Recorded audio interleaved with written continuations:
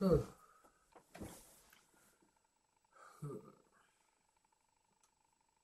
wait a minute. I forgot something. Hey, Godzilla!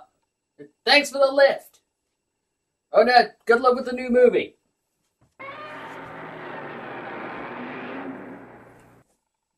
Hello and welcome to Of the Season. We look at the best of the first and the last of the worst. So, Godzilla. King of the monsters, Godzilla came onto the big screen in 1954 and has left a big impression upon both audiences and cinema as a whole.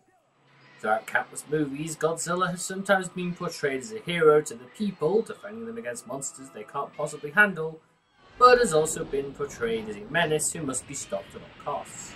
I do have to wonder if it's because this guy keeps wanting stories about him. He doesn't want to be famous, and I'll make him infamous. Now, while in Japan, Godzilla has always been portrayed practically by guys in rubber suits, things became a little different once he came to America. And by a little, I mean a hell of a lot.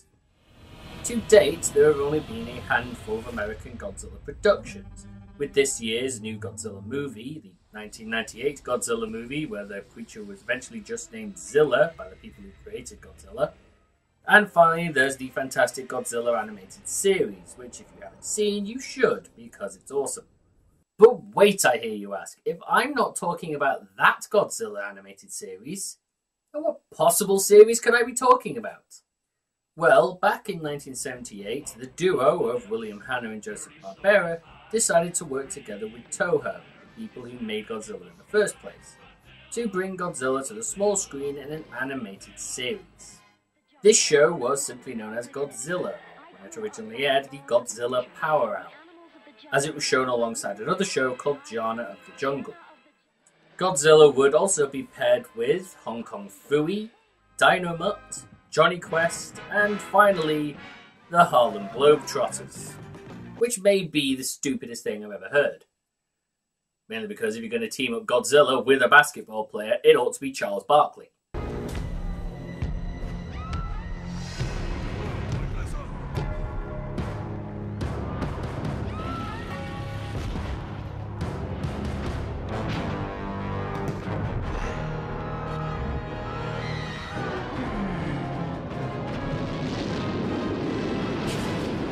The Godzilla series was in a fashion similar to many other Hanna-Barbera shows at the time, extremely formulaic.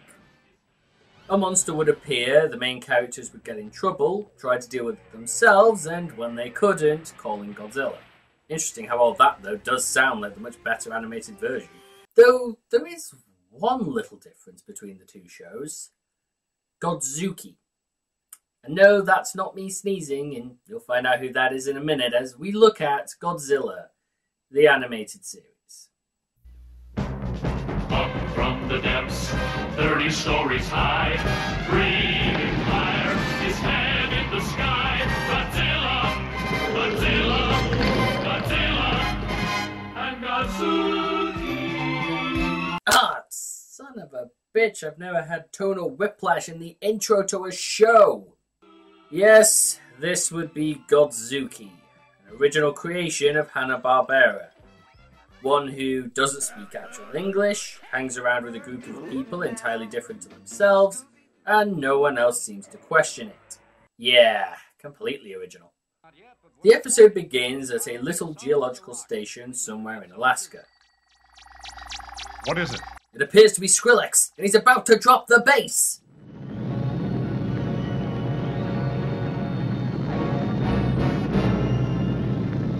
But this is Alaska. That volcano's been dormant for millions of years. These two appear to be from the Say Everything Out Loud Academy of Science. We've got to get off the island, Blake. Head for the boat. It's our only chance. The boat! It's gone! We've got to radio for help.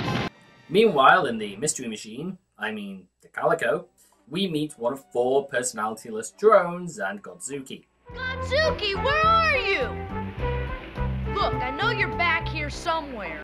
Why did someone animate a grown man's head on a little boy's body?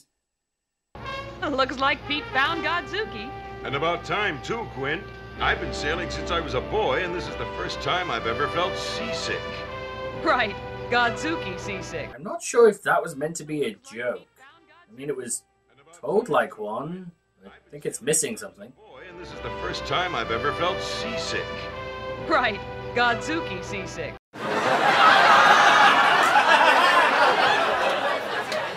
Yeah, that's about right. The three humans, who I'm going to call Man, Woman, and Afro, along with Child, are meant to be scientists who do something. I think if you're expecting any sort of personality or development for these characters, you've come to the wrong decade. These four are pretty much the plot device to get Godzilla from point A to point B, whilst remaining blank slates unless there needed to be something different. A tremor caused by the volcano creates a tidal wave that heads straight to the Calico, the boat the group is on, leaving them with only one option. The ship can't take it. We'll capsize. Captain Majors, we better call Godzilla. Beats right, Captain. It's our only chance.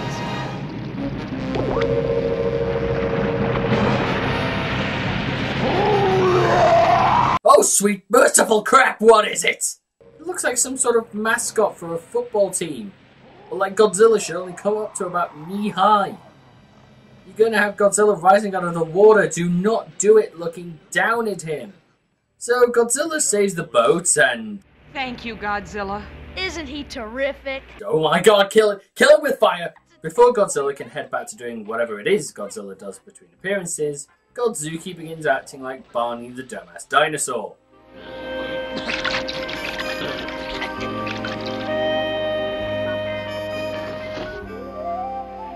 Pete, you'd better at least teach Godzuki how to dog paddle. Don't you mean monster paddle?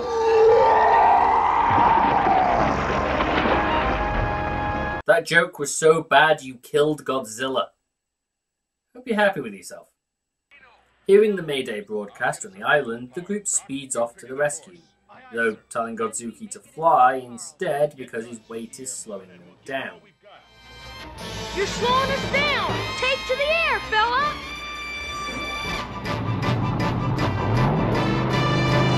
Which apparently makes a really huge difference. Okay, so it isn't completely stupid, but if you're going to be transporting something heavy, shouldn't the boat be able to go at top speed despite what's being transported?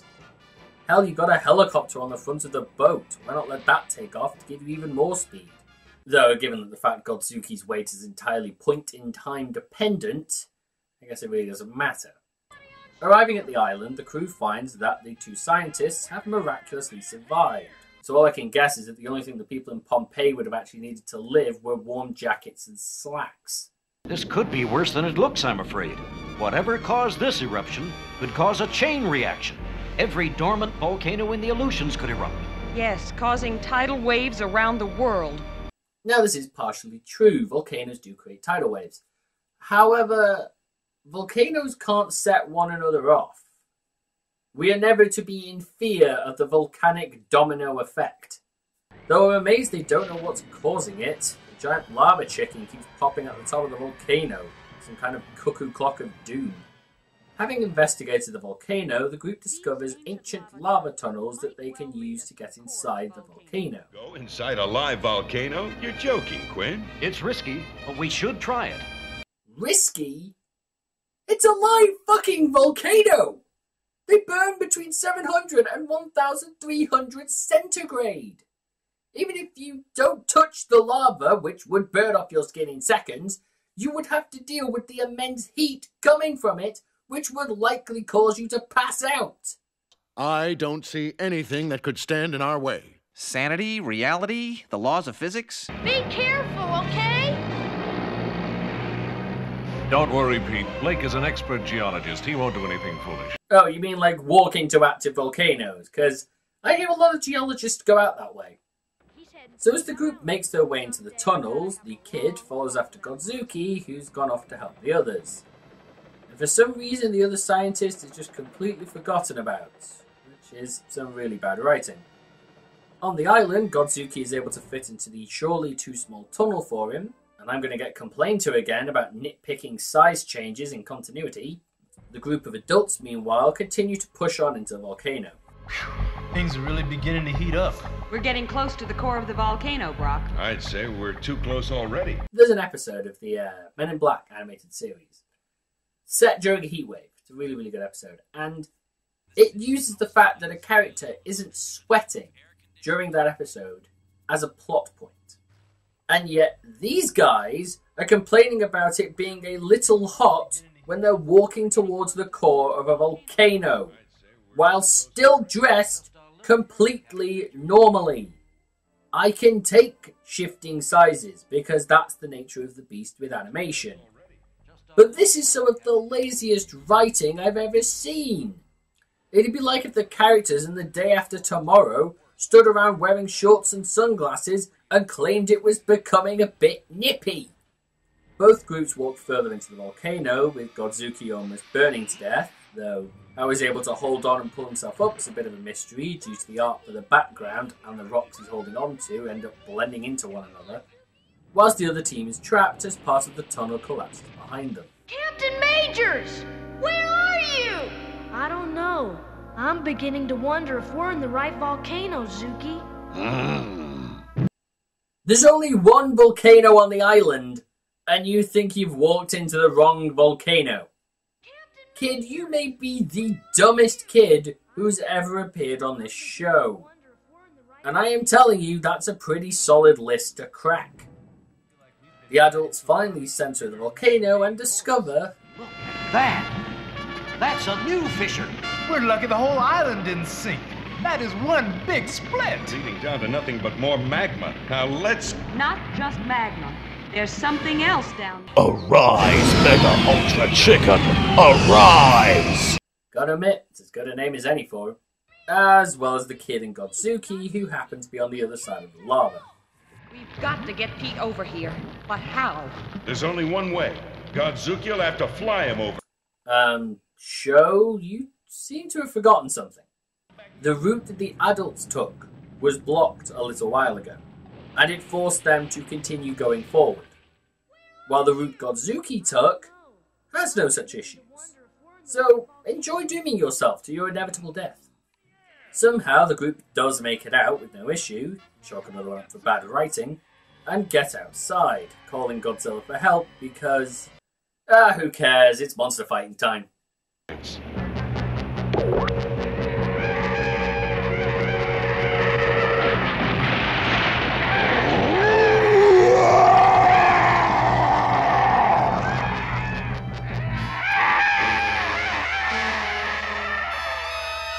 Oh, I'm sorry, did I say fight? I mean stand around and make noises at each other for 2 minutes!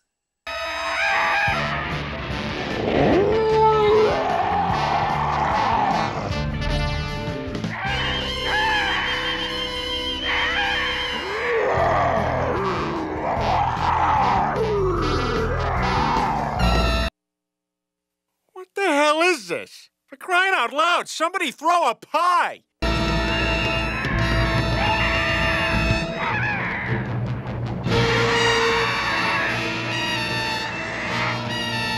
Oh no, it's got nacho cheese breath. It's so gross. But never fear, because as everybody knows, Godzilla has his own special ranged attack. That's right, it's Godzilla's laser eye beams.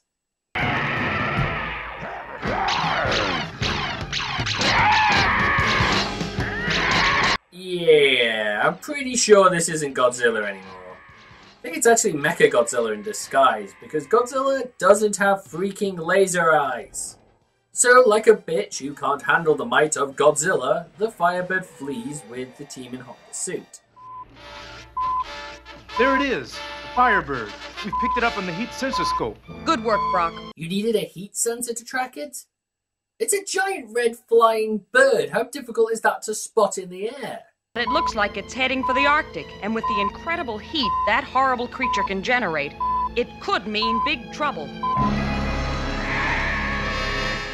And apparently both you and the bird are able to get there in the space of a few minutes, since there doesn't appear to be any time difference between the monster escaping and the team getting to Antarctica.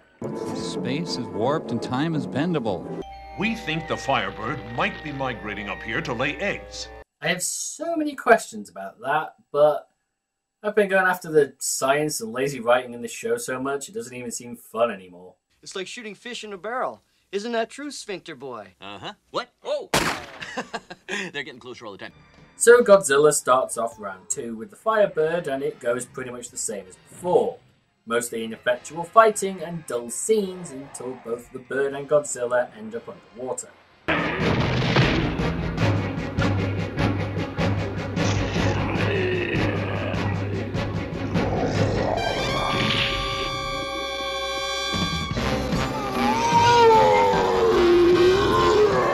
Yep, Godzilla just straight up murdered that bird. Well, possibly at least, because the bird was able to make noises and open its mouth wide underwater, so maybe it can actually breathe underwater, and Godzilla's just trapped it. Which means that when it does escape, everyone is doomed, because they won't be around to stop it. Right. And finally, after some poor slapstick from Scooby-Doo, I mean Captain Caveman, I mean Godzuki, the episode mercifully ends. So, what do I think of this? Well, it certainly shows its age. Lazy writing for both the characters and story, animation that borders from fine to extremely questionable, and action scenes that have all the pace of grass growing. The one area that actually seems solid for the show is the voices. All of them, except for Godzilla, sound like people actually putting hard work and effort into bland characters. While Godzilla sounds a little silly since they couldn't get the license to use the trademark roar, making him sound more like a slowed down Taz the Tasmanian Devil. The plot for the show, as I said in the intro, follows this same formula through each and every one, with the only differences being the monsters they have to deal with. Which just makes it a show similar to those that Hanna-Barbera was already putting out. True, the newer version, done a good 2 decades later, has a very similar premise, but we got to learn about the characters too, making for far more interesting viewing. And it is lucky that we have the other Godzilla animated series, because this one certainly doesn't do justice to the King of the Monsters. Having Godzilla stand around waving his arms instead of actually fighting, and not keeping to the canon already set down by the movies themselves. Everything seems weak, and other than the sometimes interesting moments of Godzilla fighting, I couldn't say the show has much of a draw. This show seems like a large part of the problem with Hanna-Barbera at the time, putting out shows without any real quality behind them for sake of nothing more than cashing in. Similar to what Disney and unfortunately Nickelodeon are doing now. Hanna-Barbera may have created some of the most iconic animated characters of all time, but Godzuki, you're not one of them. But for now, I've been Tyas, this has been another season, and I'll see you next time.